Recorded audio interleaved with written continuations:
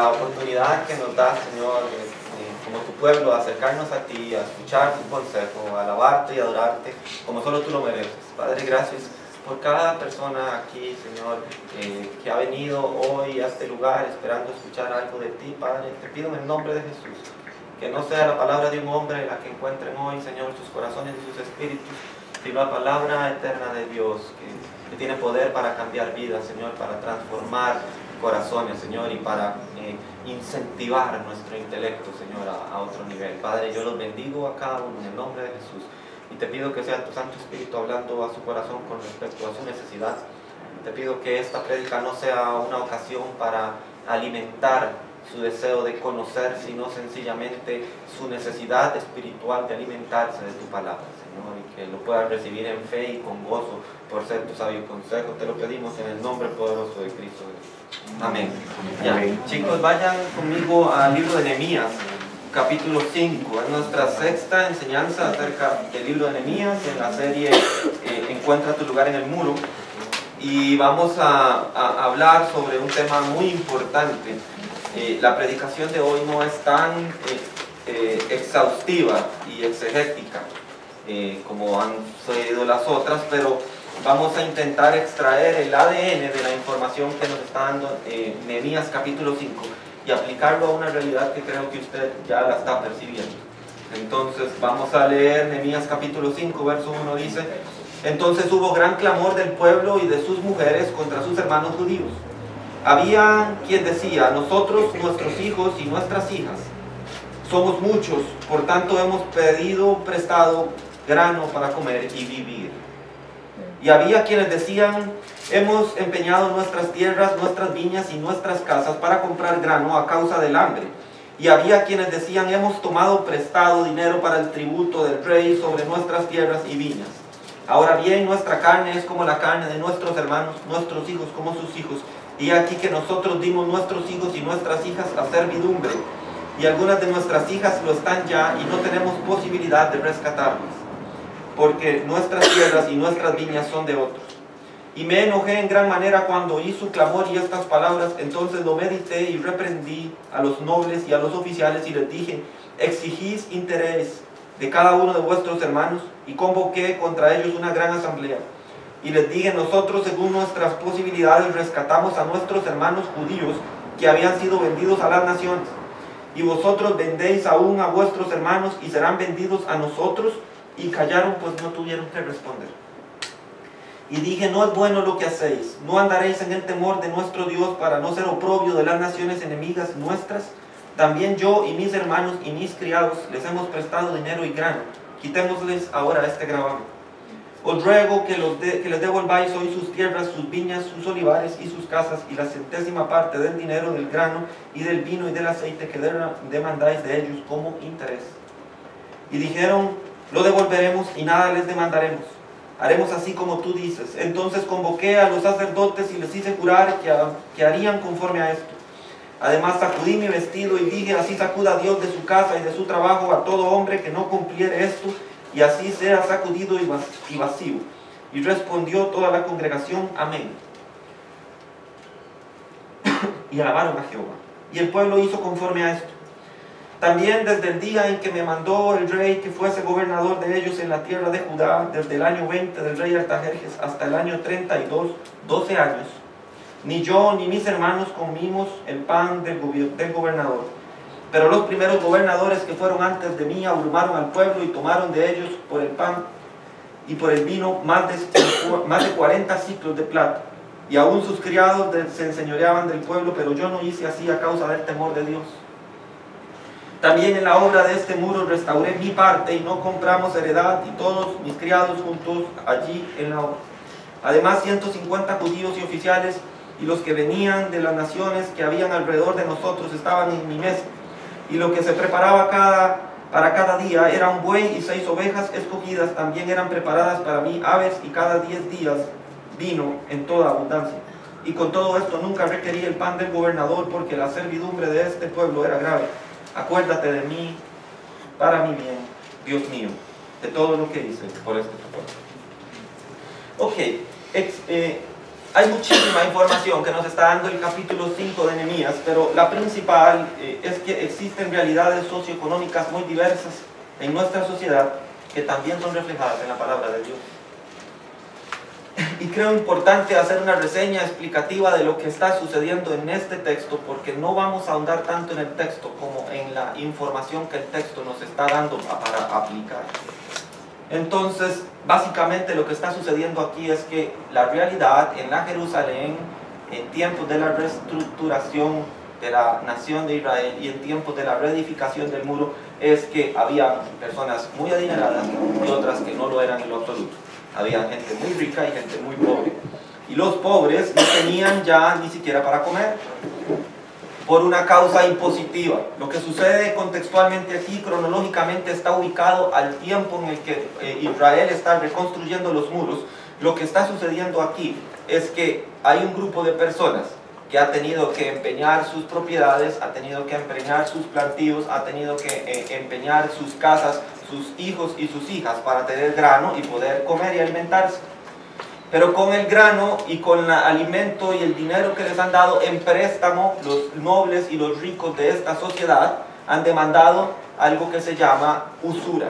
Y ahora vamos a estudiar un poco lo que es la usura. Han demandado de ellos un interés excesivo. Aparte de eso, del dinero que les han entregado en préstamo, los israelitas pobres tienen que sacar una parte para pagar el tributo del gobernador. Entonces se ha empobrecido más su situación. Imagínese que usted tenga que sacar un préstamo y ese préstamo ni siquiera le alcance para comer. Entonces ellos han tenido que vender a sus hijos y a sus hijas, cuando la palabra de Dios hace referencia a que sus hijas han sido vendidas como esclavas y no pueden ser recuperadas. Literalmente el texto hebreo está hablando de una esclavitud sexual. Estas chicas han sido vendidas como esclavas sexuales y ya no tienen posibilidad de recuperarlas bajo la integridad en la que las entregaron. Entonces está mostrándonos una sociedad extremadamente empobrecida, nos está mostrando una sociedad extremadamente corrompida y nos está mostrando una sociedad que ha perdido el rumbo de lo que debe hacer según la palabra de Dios. Entonces, muchos han utilizado el texto de Nehemías capítulo 5 para predicarlo desde aspectos muy puntuales y muy diversos. Uno de ellos es el liderazgo.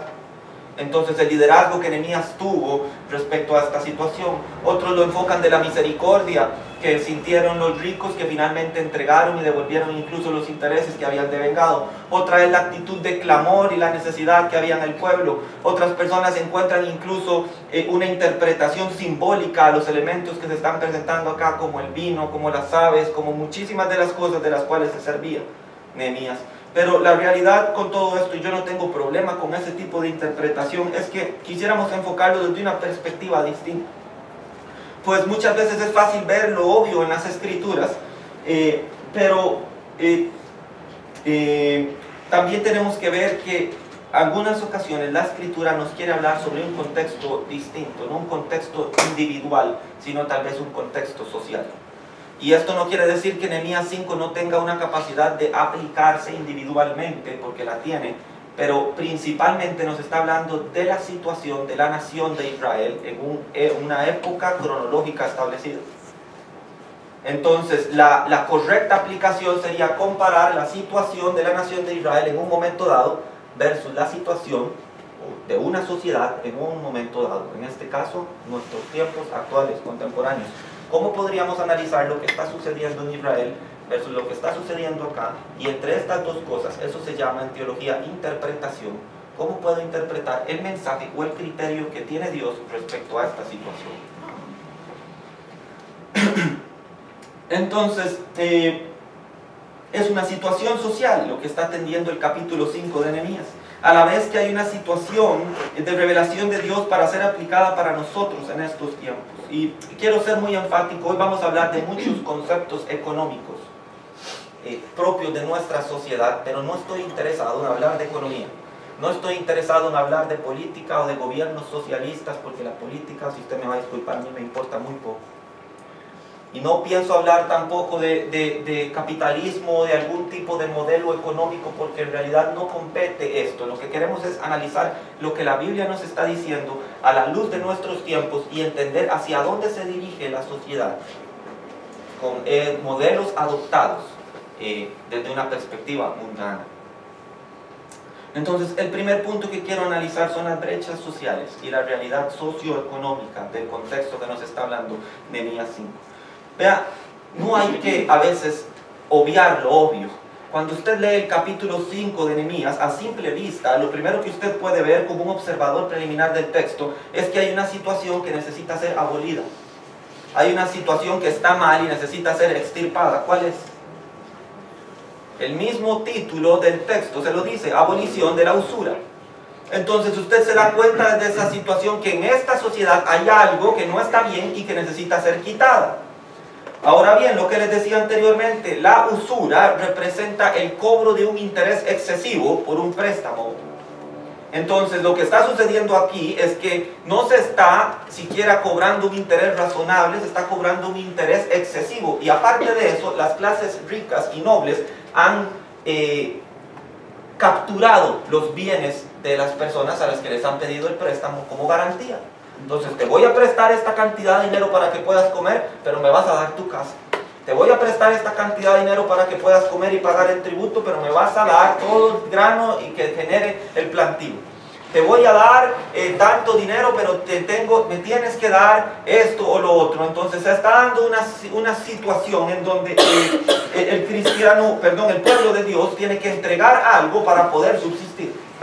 Y aparte de eso tiene que pagar un interés excesivo por ello. Como los prestamistas hoy en día, ¿no? Vamos a llegar a ese punto.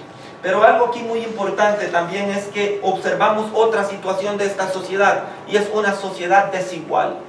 Una sociedad donde hay personas lo suficientemente ricas para prestar y otra parte que es lo suficientemente pobre para necesitar de ellos. Y cuando usted se piensa bien, esas son las dos condiciones que se necesitan para que la usura tenga un terreno fértil. Una sociedad desigual y una necesidad sentida y unas personas que se aprovechen de ella. Ahora bien, vaya conmigo a Levítico capítulo 25, verso 36. Para los que no han estudiado Levítico, es un libro extraordinario. Cuando usted lo aplica tipológicamente al acto sacrificial de Cristo. Levítico capítulo 25, verso 36 dice: no tomarás de él, está hablando del pueblo de Dios, no tomarás de él, 25, 36, no tomarás de él usura, ni ganancia, sino que tendrás temor de tu Dios y tu hermano vivirá contigo. Entonces, el pueblo de Dios tenía una orden muy clara que no debía ser usurero, que no debía cobrar usura, que no debía tomar usura. Entonces, lo que nos muestra la palabra de Dios es que el modelo social de Dios, que lo que Él quería construir, no era una sociedad que no hubiera pobreza, porque eso no es bíblico. Mateo 26, versículo 11, Cristo dice: a los pobres siempre los tendráis con vosotros. Entonces, la idea de Cristo y la idea del reino de Dios no implica la erradicación de la pobreza. Entonces, lo que aquí nos está mostrando es una realidad dentro del gobierno de Dios y dentro del reino de Dios. Él no pretende obviar que existe pobreza, pero sí pretende una sociedad donde no se tomara ventaja o oportunidad de los pobres para desfavorecerlos. Entonces, lo primero que vemos en el capítulo 5 es una sociedad donde hay injusticia social y una brecha enorme entre ricos y pobres. Cualquier parecido con la realidad es mera coincidencia. Aparte de esto, es una sociedad que ha dejado de lado los estatutos bíblicos respecto a la solidaridad social y ha decidido violentar la norma de Dios para vivir como les da la gana. Israel conocía el mandato de Dios respecto a la usura, pero han decidido obviarla. También eso sucede en estos días. Sabemos muchos cristianos y muchas personas que, aunque no son cristianas y tienen algún conocimiento de quién es Dios, qué es correcto delante de Dios y qué no, y aún así han decidido vivir conforme a como ellos piensan y creen. Ninguna de esas dos fórmulas lleva a un camino espiritualmente exitoso. Y digo espiritualmente exitoso porque hoy en día el éxito es muy relativo dependiendo de la persona que lo mire. Pero Dios no nos mandó a ser exitosos en la vida, sino fieles. Ok, respecto al capítulo 5 de Nehemías, he leído muchos escritos interpretativos. No tiene idea lo mucho que leí esta semana para preparar el mensaje que Dios quiere entregarle a su pueblo hoy. Pero dentro de todos estos escritos de grandes teólogos, en realidad todos eran norteamericanos o del centro de Europa. Puedo nombrarles al menos de los más relevantes de los que leí. Leí a John MacArthur, leí a John Piper y leí a Charles Swindoll. Y son extraordinarios teólogos y tienen una extraordinaria visión acerca del capítulo 5, pero tienen un defecto interpretativo. Todos ellos pertenecen a sociedades extremadamente acomodadas. Su contexto social les sesga respecto a una realidad socioeconómica, por ejemplo en Latinoamérica. Es muy distinto la perspectiva que tiene John MacArthur, por más buen teólogo y calvinista que es, y mucho lo que lo admira el mundo cristiano, con respecto a la sociedad en la que él vive, a las comodidades que puede tener dentro de esa sociedad, a la que la puede tener, por ejemplo, la influencia teológica que más influyó en mí cuando estaba haciendo este estudio, y es la de un pastor salvadoreño de raíces indígenas, en un pequeño poblado en El Salvador. Y entonces él presenta la idea que dice, todos ellos están sesgados por la idea que ellos tienen de una sociedad económicamente fortalecida. Entonces ellos predican principios básicos para el ahorro, principios teológicos para no endeudarse, para no estar atrapado en deudas, pero la realidad socioeconómica de nuestro contexto cultural es muy distinto al contexto cultural europeo o al contexto cultural norteamericano, canadiense. Entonces tenemos que entender que si usted lo piensa bien, un pastor latinoamericano en una pequeña aldea subdesarrollada, en El Salvador, por ejemplo, representando una minoría olvidada, como son los grupos indígenas, podrá tener un sentido de identificación con las víctimas del capítulo 5 de Nehemías, como quizás otros grupos sociales acomodados no lo tendrían. Y cuando se presenta este pensamiento teológico, yo empiezo a ver que aunque no está mal y es correcto predicar que la Biblia nos alerta sobre los peligros de estar extremadamente endeudado y las salvedades y los beneficios que hay en el ahorro y en la vida planificada y en el ser un líder consciente y misericordioso con la necesidad de las personas, la realidad que nos muestra el capítulo 5 de Nehemías es una nación extremadamente acabada por la brecha social, que ya ha minado hasta lo más profundo de la sociedad, que es la familia. Que ya la familia no puede mantenerse unida a causa de la desgracia económica en la que está Israel. Entonces, nuestras realidades económicas ocupan los últimos lugares en el desarrollo en el mundo. Realidades en países tercermundistas con una economía subdesarrollada. Si piensa que este entorno no le alcanza, piénselo dos veces. Vivimos en una sociedad que, según el último reporte del Estado de la Nación, no sé quién tuvo oportunidad de leerlo, yo sí lo leí, soy bastante sapito en ese aspecto. Vivimos en una sociedad donde más de 1 millón de costarricenses son pobres. Y cerca de 336,000 costarricenses viven en pobreza extrema.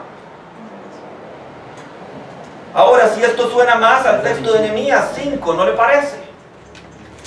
Cuando usted piensa que en una sociedad tan pequeña como la nuestra, cerca de 1 millón de personas que representan alrededor del 20% de la población están sumidas en pobreza, nos está hablando de algo que se está presentando en nuestro entorno social y cultural, y del que el cristiano no puede cerrar los ojos. No podemos cerrar los ojos a esto. La Biblia nos muestra que tenemos que estar alertas a los tiempos y a las sazones.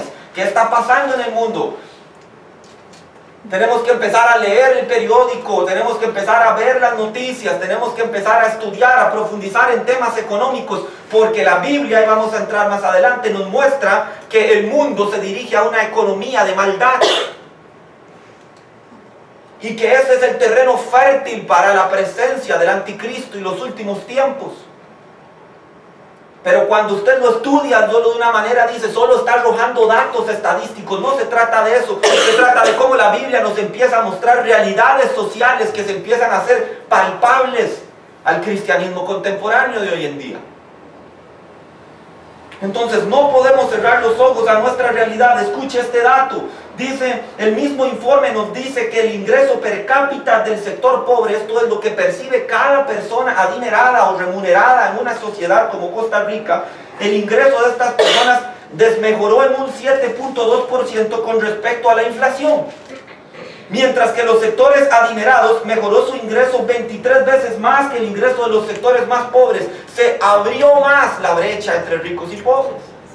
El rico es cada vez más rico y el pobre cada vez más pobre. ¿No se le parece a lo que estamos leyendo en Nehemías? Una persona que toma cada vez más provecho de la situación y otra que se hunde cada vez más en la situación.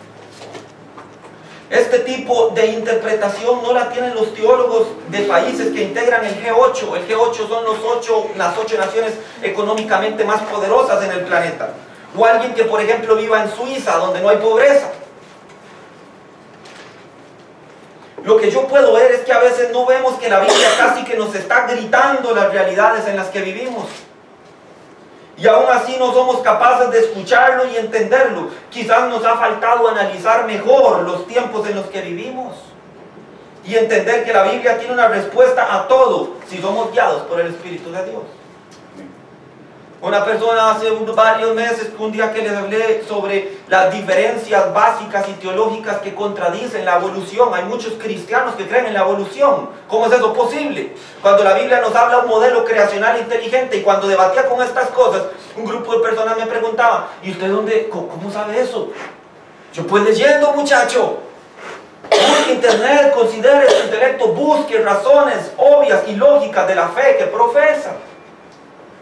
Lea, busque, entienda de genética, sabe lo que fue el descubrimiento del genoma humano, que nos muestra que alguien, que los descubridores del genoma humano, como son grandes ateos, no logran reconocer, pero dicen, alguien puso una información, y no sabemos quién es algo o alguien, será un alienígena ancestral, dicen algunos de ellos, alguna cosa de esas, algo puso una información ahí que le dijo a la uva, sea de este color, tenga esta forma, tenga este sabor, es información genética.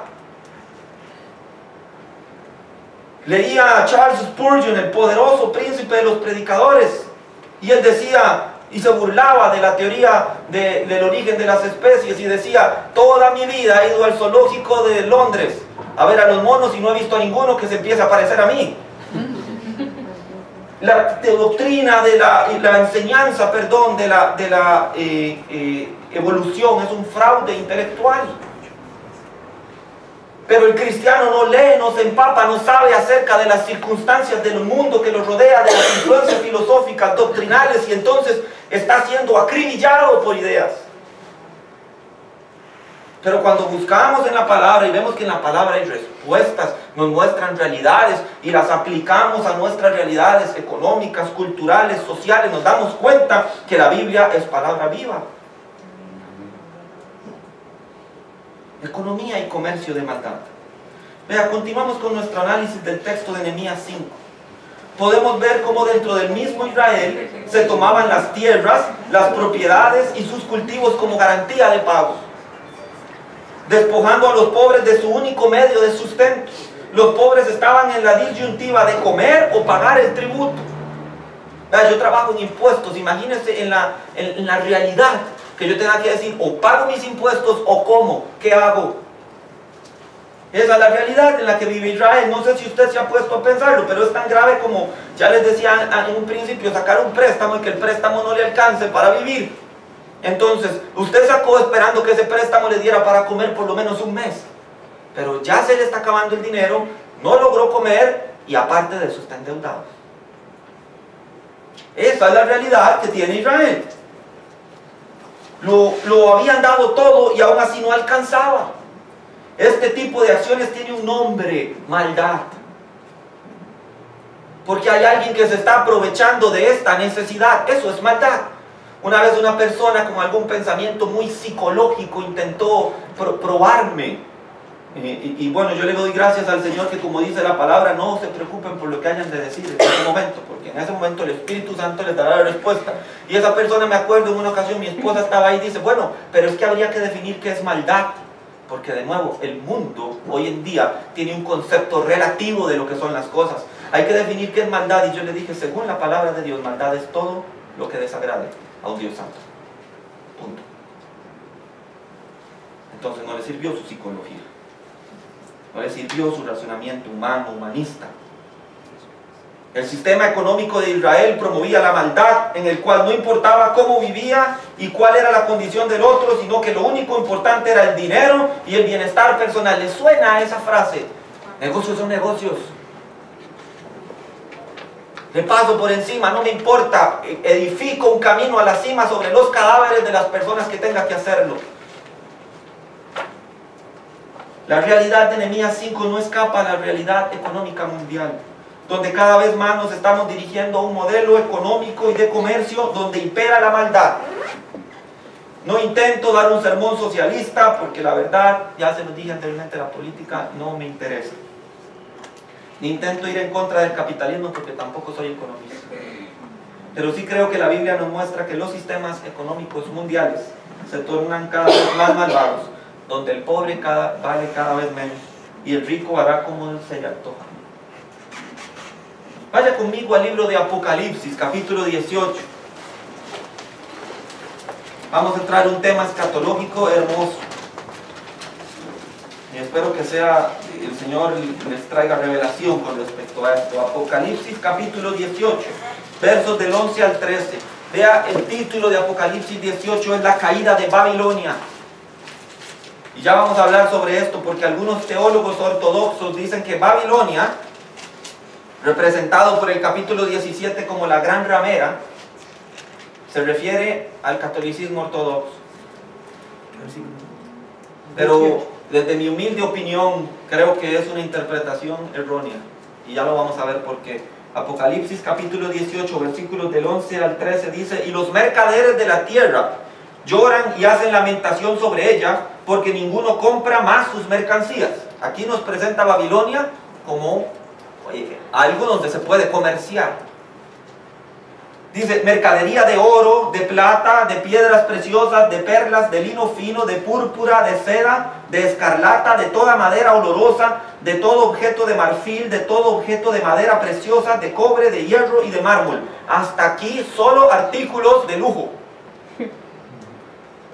De canela, especias aromáticas, incienso, mirra, olíbano, vino, aceite, flor de harina, trigo, bestias, ovejas, caballos y carros y esclavos, almas de hombres. Algo hay aquí. Algo hay aquí. Si usted lo ve bien, la palabra y el término Babilonia en la Biblia es bastante significativo. El profeta Daniel, cuando escribe el libro que lleva su mismo nombre, tiene una visión de aspectos escatológicos cuando estaba en Babilonia. Y Babilonia, según el estudio histórico, es una potencia, o fue una potencia, un imperio en el plano político, en el plano religioso, y adivinen en qué más, en el plano económico. Entonces, lo que nos está hablando acá no es un mero entorno y un mero término relacionado a un aspecto religioso. Nos está hablando de un sincretismo de esas tres cosas: política, religión y economía. Las tres cosas necesarias para tener un gobierno mundial. Lo que nos está hablando el Apocalipsis capítulo 18 es un sistema sincretizado de todos estos elementos, donde solamente podría tener beneficio un gobierno mundial, en este caso el anticristo. Lo que nos está diciendo Apocalipsis 18 es el modelo político, religioso y económico al cual se dirige el mundo. Para abrir los ojos y para pensar, vendrá un momento donde este modelo económico empiece a comercializar no solo con artículos, sino también con las almas de hombres. Si usted se da cuenta y estudia un poco de capítulos más atrás del Apocalipsis, se dará cuenta de la marca de la bestia. Hay dos bestias representadas en el Apocalipsis: Satanás y el anticristo. Y en este texto específico se habla de que nadie podía ni comprar ni vender si no tenía una marca específica, o en su brazo derecho o en su frente.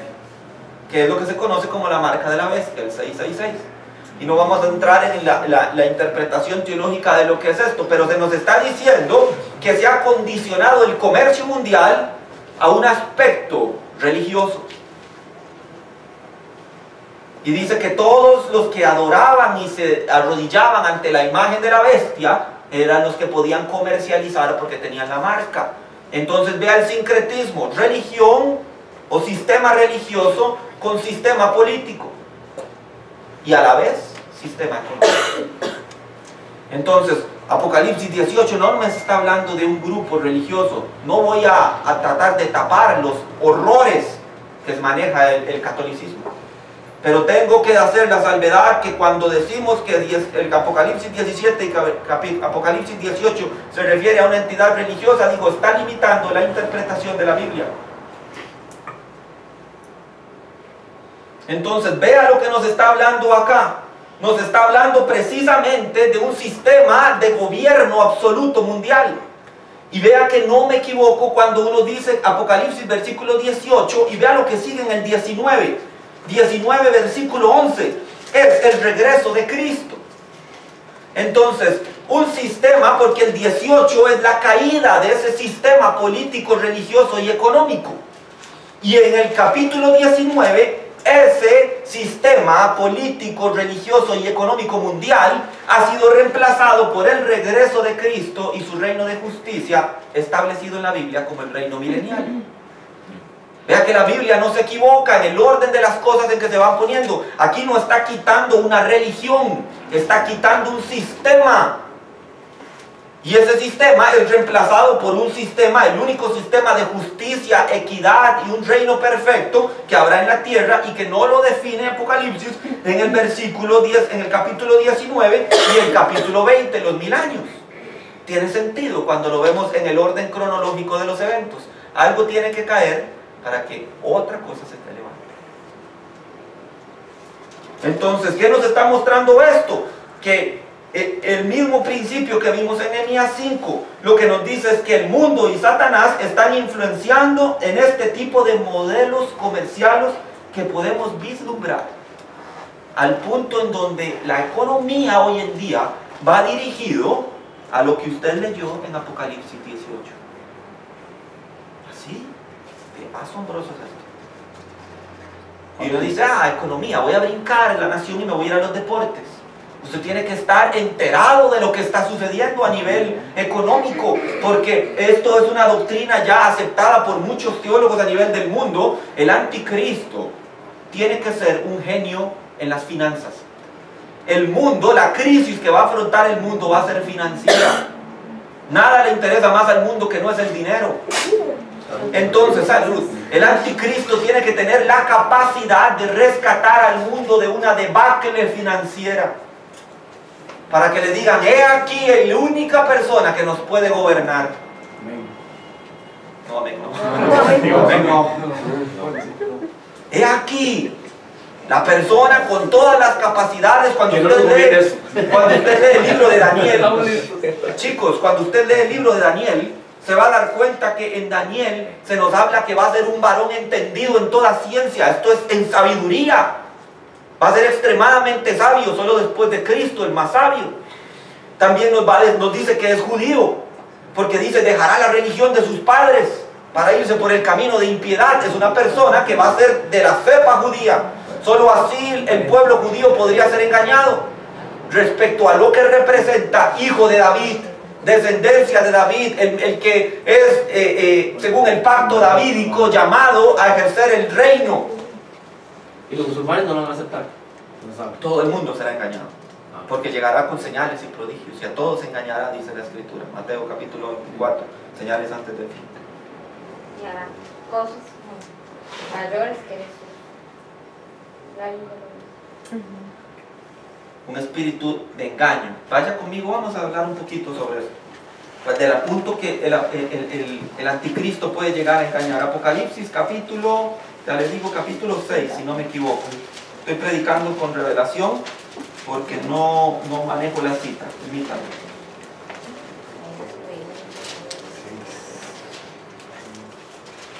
Mire, Apocalipsis capítulo 6, versículo 2.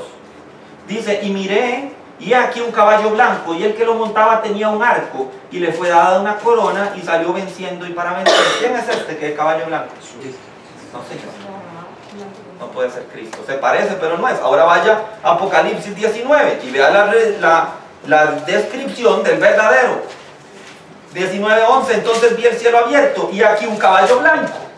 Y el que lo montaba se llamaba Fiel y Verdadero, tiene nombre. Y con justicia juzga y pelea. Sus ojos eran como llama de fuego y había en su cabeza muchas diademas. Y tenía un nombre escrito que ninguno conocía sino él mismo. Recuerda, yo soy el que soy. Estaba vestido de una ropa teñida de sangre y su nombre es el Verbo de Dios. Este es el verdadero. No el que nos habla, Apocalipsis 6:2, el cual es la manifestación del anticristo. Uno que se parece, pero que no cumple los requisitos. Y dice, y los ejércitos celestiales vestidos de lino finísimo, blanco y limpio le seguían en caballos blancos. De su boca sale una espada aguda para herir con ella a las naciones. Y él las regirá con vara de hierro. Él pisará el lagar del vino del furor de la ira de Dios Todopoderoso. Y su vestidura y en su muslo tiene escrito este nombre: Rey de Reyes y Señor de Señores. Este es el verdadero. Pero leemos Apocalipsis 6 y dice, ay, qué lindo, ya viene el Señor. Y aquí está apenas en principio de dolores. El que viene aquí en Apocalipsis 6:2 es el anticristo. Se parece y engaña, pero no es. Discernimiento espiritual. Y entonces voy a adentrar un poquito, volviendo al tema de Nehemías 5, voy a adentrar un poquito dando algunas evidencias de cómo empieza a cambiar los modelos económicos. Vea, yo hablo con la gente, con las personas ya más adultas y con gente de mi generación y gente que viene de camino, la generación X, la generación Y, los baby boomers, todos estos términos generacionales, y todos tienen la percepción como algo ha cambiado en Costa Rica. No es la Costa Rica de hace 10 años o de hace un tiempo, algo ha cambiado. Las cosas, las circunstancias, algo está cambiando, no es lo mismo. Y yo me pregunto, ¿logran identificar el por qué es que ha cambiado eso? Vamos a ir un poco, nos vamos a hacer una regresión al colegio, a estudios sociales. Ay, no, por favor. Vea, en el último siglo Costa Rica pasó al menos por 3 modelos: el agroexportador, el modelo de sustitución de importaciones y el modelo actual, que es de inserción a los mercados internacionales. Suena muy bonito, se los vamos a explicar. El modelo agroexportador, como dicen, no hay mucho que explicarle. Vivíamos de lo que producía la tierra, trabajábamos mucho en las exportaciones, los productos de exportación eran el café y el banano. Pero sucedió la crisis financiera de 1930 en Wall Street y se cayó el precio internacional del café y el banano y cayó consigo el modelo agroexportador. Entonces tenemos que inventar otra cosa, dijeron los economistas, y en Costa Rica dijeron, vamos a inventar el modelo de sustitución de importaciones. Curiosamente ha sido el modelo más beneficioso para la sociedad y la economía en Costa Rica. Se desarrollaron muchísimas instituciones, dentro de ellas el ICE. ¿El ICE en qué año fue fundado, Memito? 44. No, después del 48. Ok. 49. El modelo agroexportador cayó en el 40. Y a partir de ahí se empieza un desarrollo de instituciones y se empieza el desarrollo de la sociedad costarricense. Se establece el mercado común centroamericano, donde había un proteccionismo a los productos. Le vendíamos a sociedades con una realidad demográfica parecida a la nuestra. Ellos a la vez nos vendían. Había proteccionismo, había crecimiento del mercado interno. Pero entonces a mediados de los 80 se empezó a hablar de un tema mundial. Vean la sutileza, un tema mundial llamado globalización. Y entonces en la globalización se empezó a hablar de la necesidad de entrar a mercados nunca antes explorados. Y entonces el costarricense dijo, yo quiero. Y entonces cambiamos muchas de las cosas que antes teníamos, el proteccionismo a la economía interna, el proteccionismo a nuestros productos, y decidimos, perdónenme la expresión, pero fue venderle el alma al diablo. Esto fue ir al Fondo Monetario Internacional y pedirle dinero. Y el Fondo Monetario Internacional dice, yo le presto dinero para que usted pueda implementar su nuevo modelo económico de inserción en los mercados internacionales, pero usted tiene que prepararse para hacerlo. Y entonces tiene que desarrollar su infraestructura. Entonces le voy a prestar dinero que tenía un nombre específico, se llamaban PAES, programas de ajuste estructural. Dice, si usted quiere atraer la inversión externa, si usted quiere atraer los grandes inversionistas, tiene que desarrollar su infraestructura, tiene que crecer, no se puede quedar como un pueblito. Entonces yo le voy a prestar el dinero, pero pone condiciones, igual que en Nehemías 5, pero tiene que deshacer el mercado común Centroamérica. Y Costa Rica dijo, está bien. Y el Fondo Monetario Internacional lo manejan el G8, los 8 países más ricos del mundo. Entonces, igual que en Nehemías, los ricos ponen las pautas de cómo se hacen las cosas. Entonces, es cierto, antes nuestras salidas era ir a comer al mercado, ir a comernos un helado de sorbetera, pero lo cambiamos por McDonald's, Burger King, por Zara, por Michael Kors y por todas las marcas. Hipotecamos la realidad económica del país por globalización. Y entonces uno se pregunta, ¿lo había entendido así cuando estudié estudios sociales? No, pero cuando lo leí en la palabra y me mostró que los ricos ponen las reglas y que cambian las reglas del juego para empobrecimiento del resto, me di cuenta, hay un modelo maquiavélico económico que está oculto, pero mueve los hilos de la economía mundial y que solo está, entienda esto, solo está interesado en una cosa: preparar el camino para el anticristo. Pero no hay escape a eso. Sí, es que por eso hubiéramos quedado como antes y tampoco habría escape de eso. Entonces, leyendo un poco lo que estás diciendo, lo entiendo perfectamente, pero el que entiende para qué está aquí, por quién está aquí, lo material está más. ¿Con pague o sin pague? Ahora vamos a hablar de un tema, porque Nehemías 5 no es una historia sin solución. Ah, no, claro que no. Pero la solución no está en la material. pero Ahorita sí, vamos a ver si hay una solución. porque siempre cuando hablamos de economía, estamos hablando de una cosa, es un sistema por sí solo, no tiene pensamiento, no tiene alma, no tiene corazón. Esas son las personas que saben de economía y que saben cómo hacer eso, que usted está diciendo que es muy cierto. Son personas, esas personas sí tienen alma y tienen corazón, pero se les corrompió. Pienso en los escritores que hablaban anteriormente, que son teólogos. Hoy el hecho de ser teólogo se les escapa a veces, porque sí lo conocen. El medio en que viven es totalmente diferente al nuestro, al de la economía de África, pero ellos lo conocen. Lo conocen porque ahora no hay nadie que no lo conozca, pero también se les escapa esa parte de ser teólogos a la parte puramente espiritual, es lo que yo pienso. Sí, bueno, para poner ejemplo, yo soy teólogo. Sí, no, está Sí, bien, pero, yo no digo que a todos les suceda, ¿no? pero sí creo, como lo explicaba en un principio, es que los zapatos que calzo a veces es donde me dice hacia dónde voy, hacia dónde se dirige mi pensamiento. Esa es la cuestión. Cuando uno tiene una realidad económica tan distinta, uno ve muchas cosas que a veces a los que están arriba se les escapan. ¿Por qué? Porque no la viven en el día a día.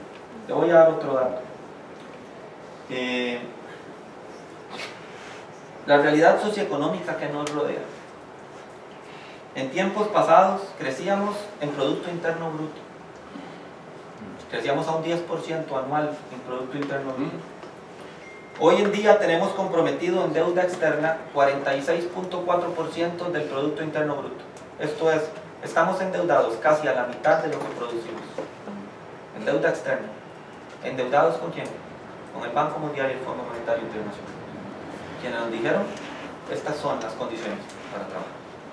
Antes crecíamos en Producto Interno Bruto, nuestro apalancamiento macroeconómico no era tan grande. Y ahora nuestros gobernantes están pensando en incrementar el endeudamiento a un 60% del Producto Interno Bruto. Dicen que es el límite. 60% es más de la mitad de lo que generó.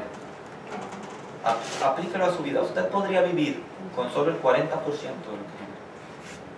Cuando el límite de endeudamiento bancario en cualquier lado es 40% de su ingreso neto, porque el otro 60% es para vivir. el mundo quiere ahogar la economía. ¿Para qué? Sí lo va haciendo, pero te la ganas. ¿Para qué quieren ahogar la economía? Para que venga alguien a salvarnos.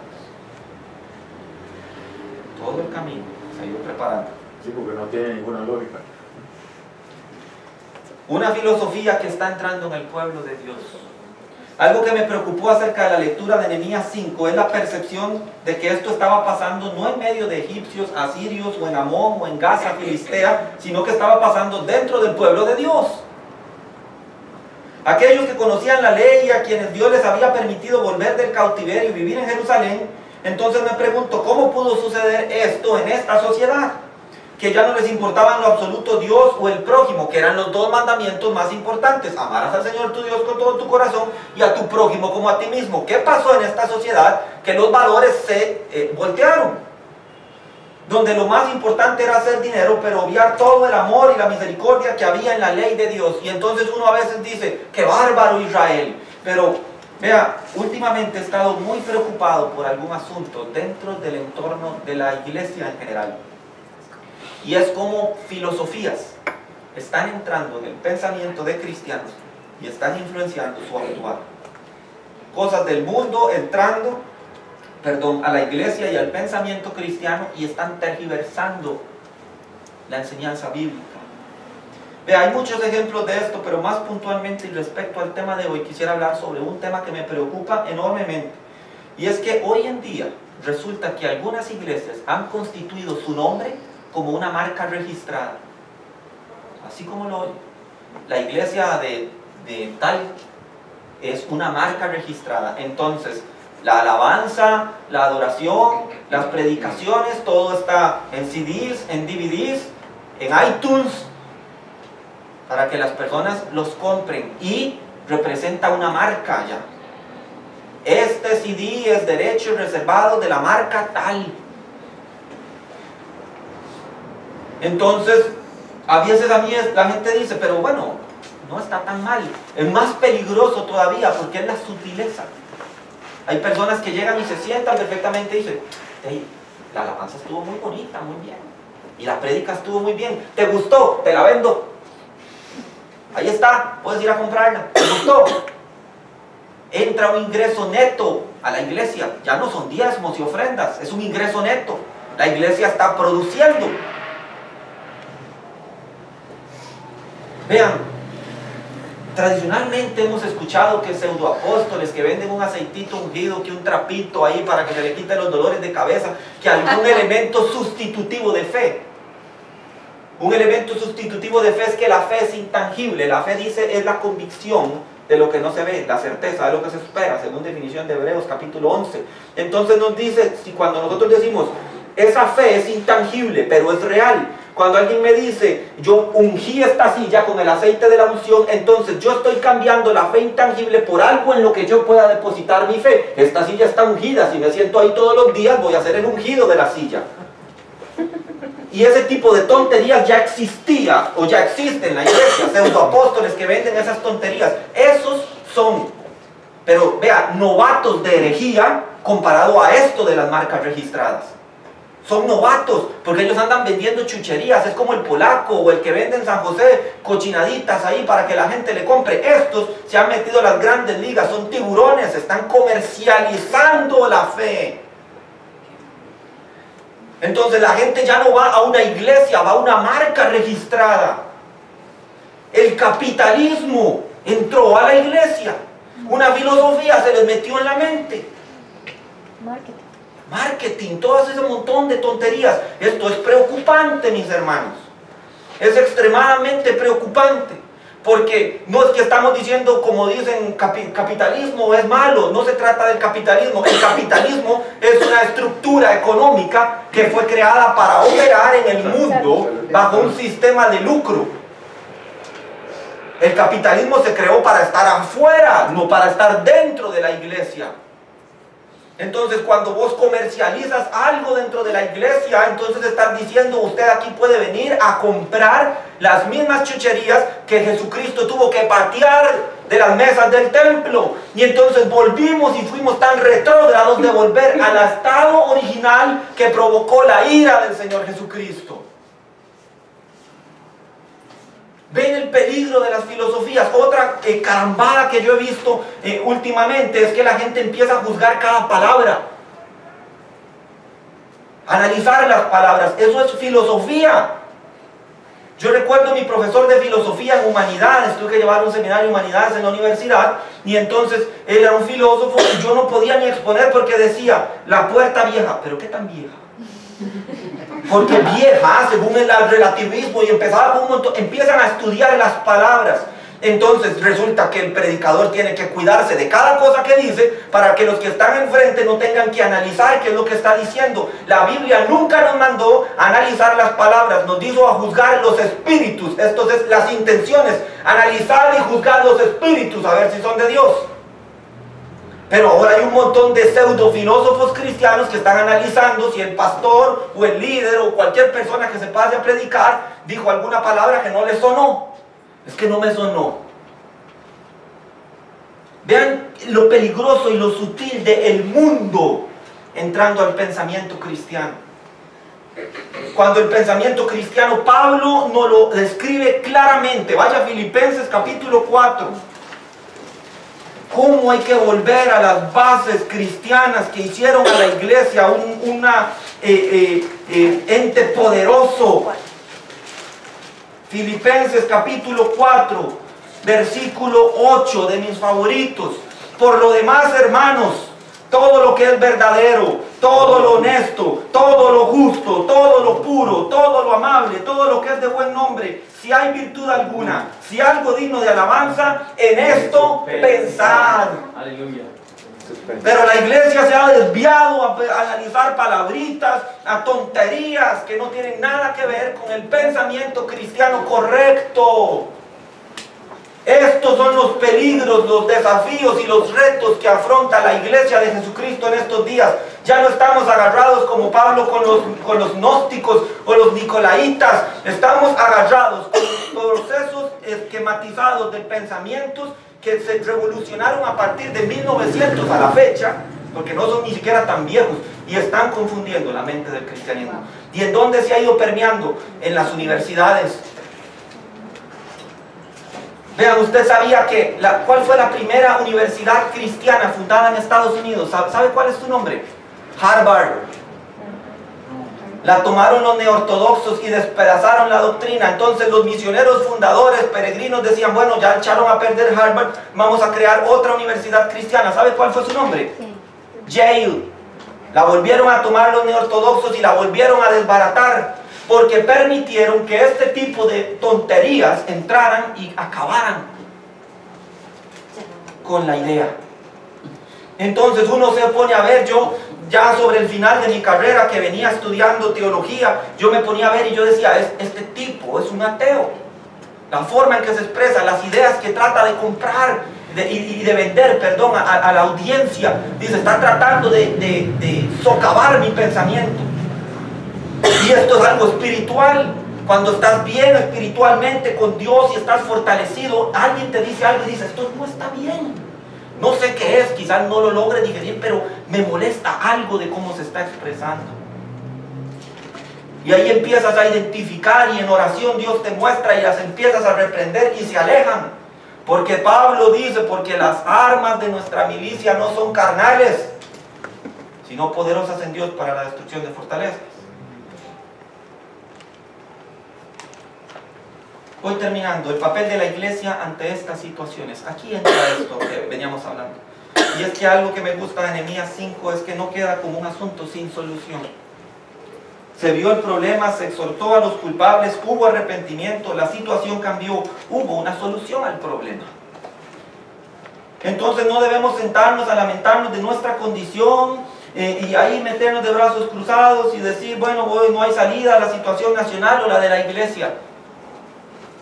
Si me pregunta personalmente, yo creo que antes de pensar en reformar la nación, porque hay otras personas que dicen, vamos a ganar Costa Rica para Cristo, vamos a ganar las naciones para Cristo, antes de pensar en ir a trastornar y cambiar el mundo, deberíamos pensar en cómo reformar la iglesia a lo interno.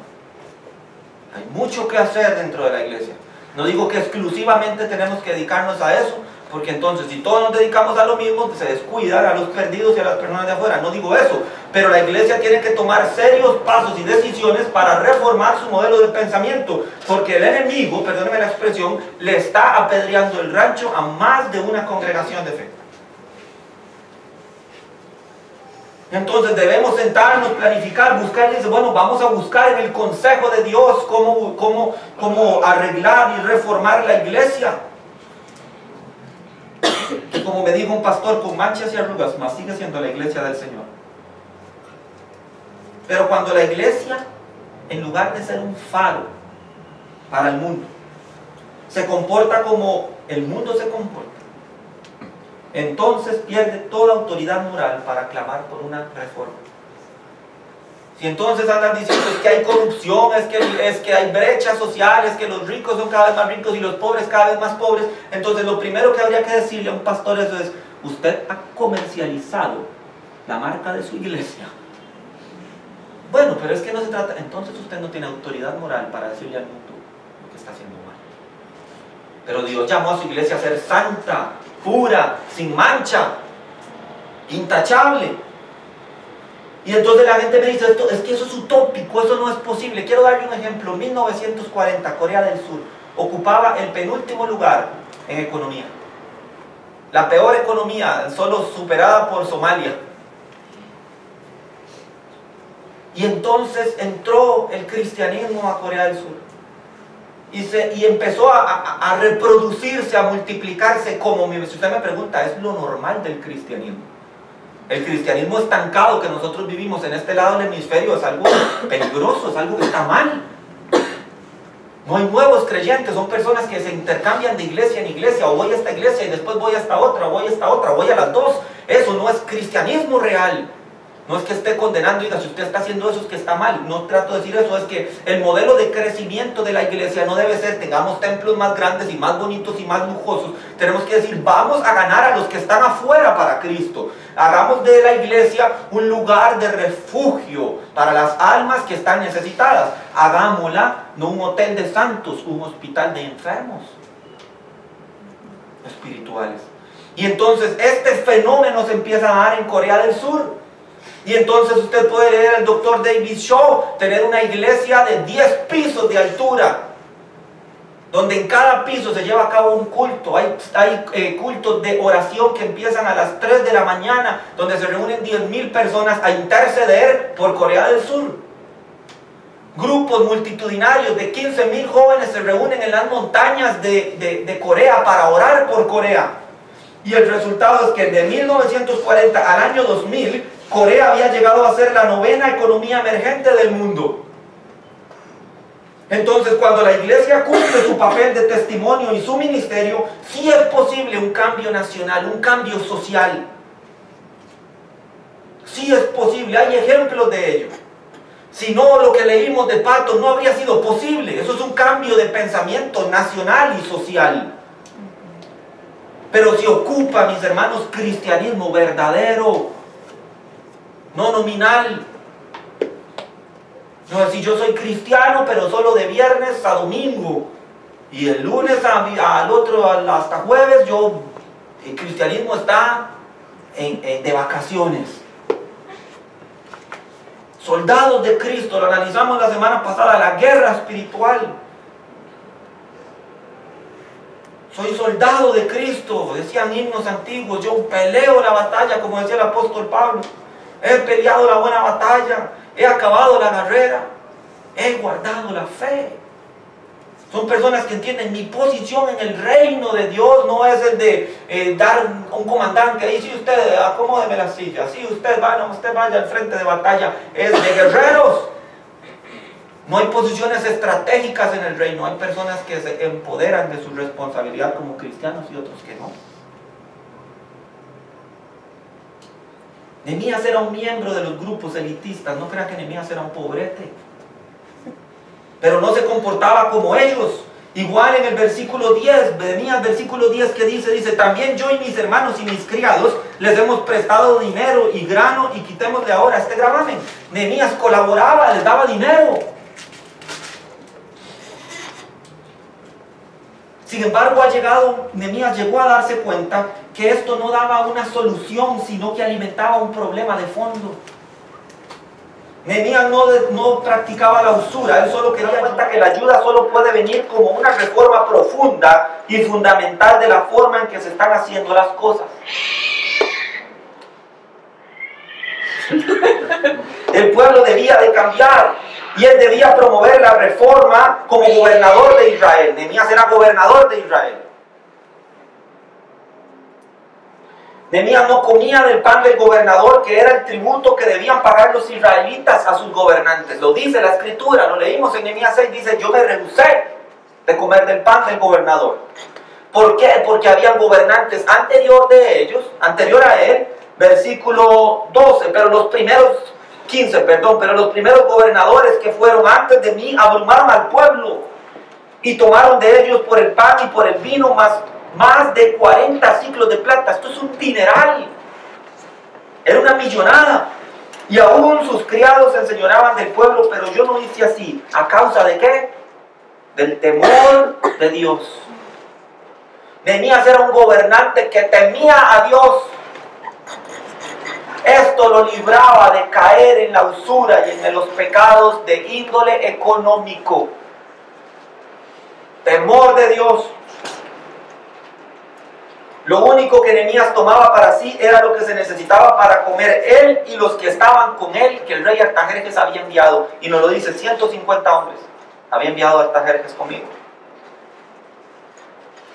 Entonces él procuraba el bienestar del pueblo y no el suyo propio. Su mentalidad era diferente a la que tenían los demás nobles.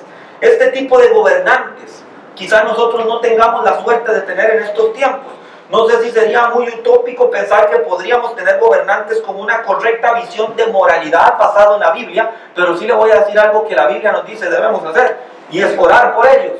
Primera de Timoteo, vaya Primera de Timoteo.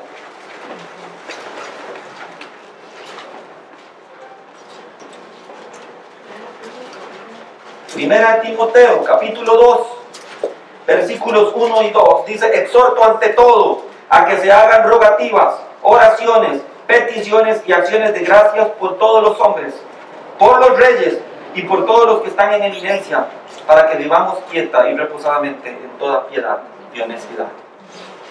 Entonces la iglesia sí tiene un papel, una función. No le voy a decir que el sistema económico mundial maquiavélico, que va orientado hacia una economía material, va a detener su paso, pero sí le puedo decir que la iglesia tiene una responsabilidad. El apóstol Pablo dice en Timoteo que algo está deteniendo la manifestación del hijo de impiedad, que es el anticristo. Dice: pero cuando sea quitado de en medio, entonces el anticristo tendrá camino libre. ¿Quién cree que es el que lo está impidiendo? ¿Y cómo va a ser quitado?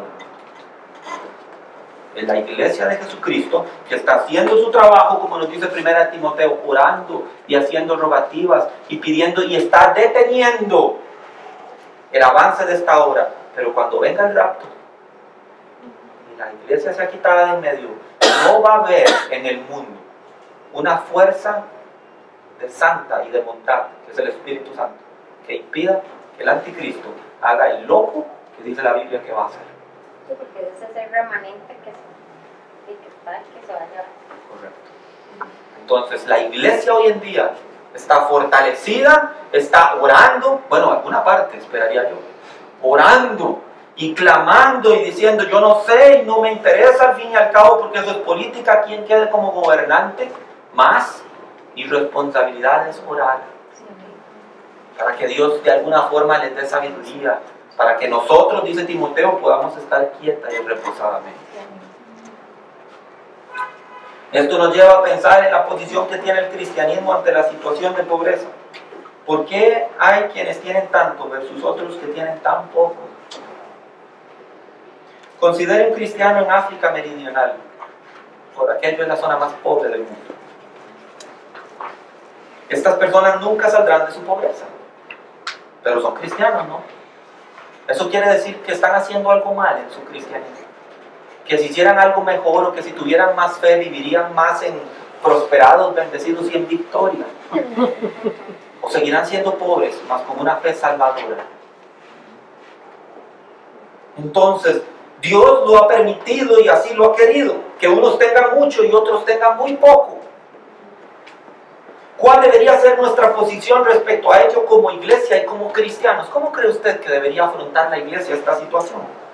Personalmente pienso, y digo personalmente, que nuestros esfuerzos y recursos deberían estar enfocados más en los que menos tienen que en los que más tienen. Curiosamente ese no es el caso de este lado del hemisferio. Cada vez se construyen iglesias más amplias y más cómodas y más bonitas, parecen una sala VIP. Y se invierte más en tener templos más lujosos y más aptos para el evangelio, mientras en otras latitudes no tienen ni para comer. Entonces debemos devolver la equidad en la medida que esté en nuestro alcance hacerlo. Debemos de preguntarnos si tener templos más lindos y más grandes es lo que realmente necesitamos, o podríamos tener un poco menos y dar un poco más. Si lo piensa bien, esta era la pregunta que tenían que hacerse los ricos y los nobles de Nehemías 5. Mientras nosotros tenemos tanto, hay otros hermanos que mueren de hambre. ¿Será que podemos desprendernos un poco de tanto para que otros estén un poco mejor? Y entonces tenemos que pensar como iglesia, ¿a dónde están enfocados nuestros recursos? Estoy gastando cada vez más en cosas para la iglesia, en tener un equipo de sonido más lindo, que no, yo digo, no está mal. Pero cuando usted empieza a pensar en eso, es una cuestión de setear sus prioridades. Y los que están allá, que mueren de hambre, y los orfanatos de niños huérfanos de guerra, que necesitan $300, perdón, para vivir todo un año, que son $300 en este lado del hemisferio. No es nada, pero decidimos gastarnos los $300 en una guitarra nueva para el grupo de alabanza, mientras un niño muere de hambre en África.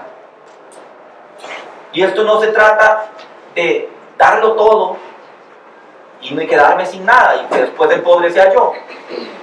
Pero Jesús hace una pregunta crítica al joven rico. Toma todo lo que tienes, véndelo, dalo a los pobres y sígueme.